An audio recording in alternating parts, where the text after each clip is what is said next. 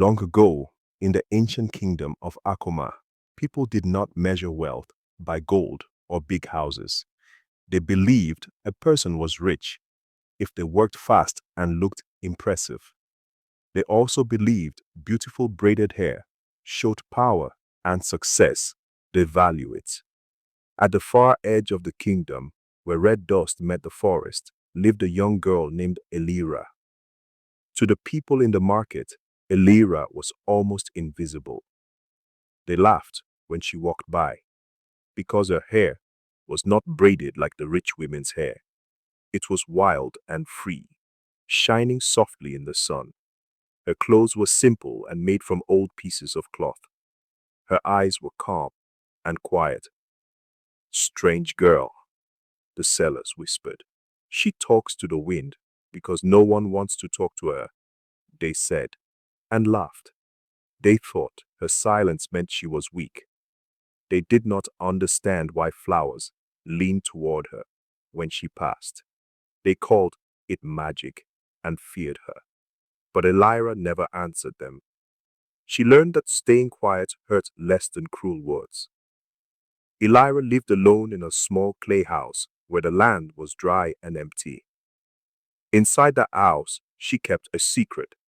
Elira was born with a piece of the sun inside her. She remembered the first time she felt it. She was 6 years old and standing in the rain. A small bird had fallen and was hurt. Elira cried as she held it. Suddenly, her hands felt warm. The warmth flowed into the bird. The bird began to glow, healed, and flew away, leaving golden light behind. After that day, Elira hid her power. Her garden grew bright flowers, even during dry seasons, but she covered them with dust so no one would see. She was afraid. She knew that being different could bring pain. At night, she listened to the earth and the trees. They spoke to her softly. Even when people ignored her, the land never did. But power cannot stay hidden forever. One winter, the sky over Akoma turned dark purple. The palace bells rang slowly and sadly. The prince, named Kojo, became very sick. No healer knew what was wrong. Dark lines spread across his skin, and his breath grew weak. Healers came from far away. They tried herbs, magic, and prayers. Nothing worked. The king promised great rewards to anyone who could save his son. But hope began to fade. Elira heard the balls while gathering plants. Her chest felt heavy. Her hands began to glow softly. She knew she could not stay away. She went home and told her mother. Her mother was afraid. "Do not go," her mother said. "They will use your gift. They will not let you be free." Elira looked at her hands and then at the palace. "If I stay quiet and let the boy die," she said, "then my silence will hurt the world." She ran. She ran past the markets where people once laughed at her. She ran past the wells where people turned away. When she reached the palace, the guards tried to stop her. "Go away," they said. "You do not belong here." Elira stood still. She placed her feet on the stone ground. She reached deep into the earth. Suddenly, plants burst from the ground. Vines wrapped around the guards' weapons. Flowers bloomed where she stepped.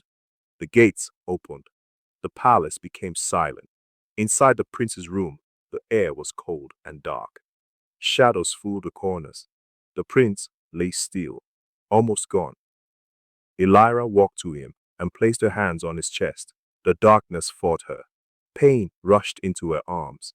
Her skin turned pale with cold. But she did not stop. She leaned close and began to sing. It was a soft song, a song of rain, roots, and life. Golden light poured from her hands. It filled the room. The darkness broke apart and disappeared. The prince took a deep breath. Color returned to his face. He lived. In the morning, the prince sat up and looked at Elira. "You saved me," he whispered. "You were my light." The kingdom heard the story. The people who once laughed now spoke her name with respect. The royal family offered her fine clothes, gold, and a place in the palace. They offered to braid her hair with jewels. Elira thanked them, but she refused the jewels. She kept her hair free. She remembered her small clay house and the red dust. She traveled across the kingdom, helping everyone, rich and poor. Wherever she walked, plants grew stronger and water stayed clean. The people of Akoma learned something important. Being different is not bad. Being quiet is not weak. What looks strange may be very powerful. Elira was no longer ignored. She became a light for everyone. And when she walked through the market, people no longer laughed. They watched in wonder as flowers bloomed behind her. She was once unseen. Now she was the sun